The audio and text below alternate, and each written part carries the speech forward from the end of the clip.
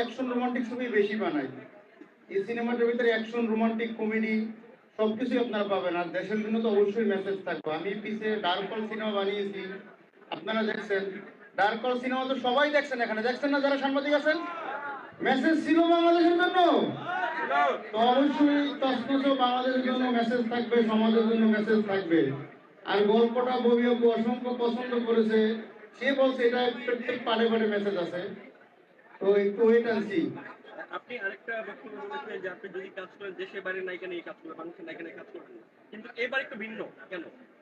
আমি কোনো কোনো ইন্টারভিউতে কখনোই বলি না যে বিদেশের বাইরে নিয়ে, বিদেশের নায়িকা নিয়ে আমি সবসময়, একটা প্রোগ্রাম আপনি না বলেছেন। না না বলছি, যদি বাংলাদেশের নায়িকার সাথে বেড়ে বলে না মিলে তখন অবশ্যই আমরা বিদেশ থেকে নায়িকা নিয়ে আসবো, এরকম বলা হয়েছে।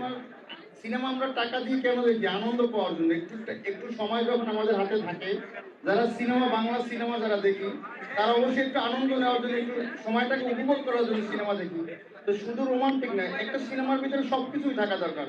আমার ডার্ক হলটাও ছিল, আর ডার্ক হল তো আমার প্রথম সিনেমা। আশা করি তছনছ সারা বাংলাদেশ তছনছ করে দেবে ইনশাআল্লাহ। বদিউল খোকন স্যার যখন আমাকে গল্পটি শোনায়, তখন আমরা চিন্তা ভাবনা করি সিনেমার নাম দেবো তছনছ।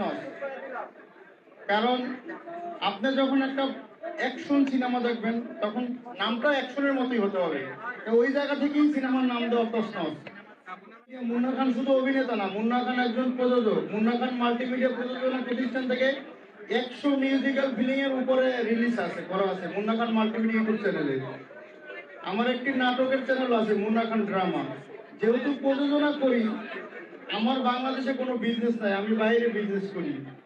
তো সেই ক্ষেত্রে আমি যেহেতু প্রযোজনা করি, আমার সিনেমা বানাতেই হবে। সিনেমা বানানো আমার নেশা, সিনেমা বানানো এখন হয়ে গেছে আমার পেশা। কারণ সিনেমাকে আমি ভালোবাসি, সিনেমার মানুষকে আমি ভালোবাসি। তো সেই জায়গা থেকেই সিদ্ধান্ত নেওয়া যে আমার নেক্সট সিনেমা তছনছ বানাবো। আরো সিনেমার ঘোষণা আসতে আছে ইনশাআল্লাহ, দেখা যাক। অলরেডি প্রসেস, আন্ডার প্রসেস, গল্প রেডি হইতেছে। আসলে কোনো ব্যবসায়ী প্রফিট চিন্তা করে বিজনেস করে না।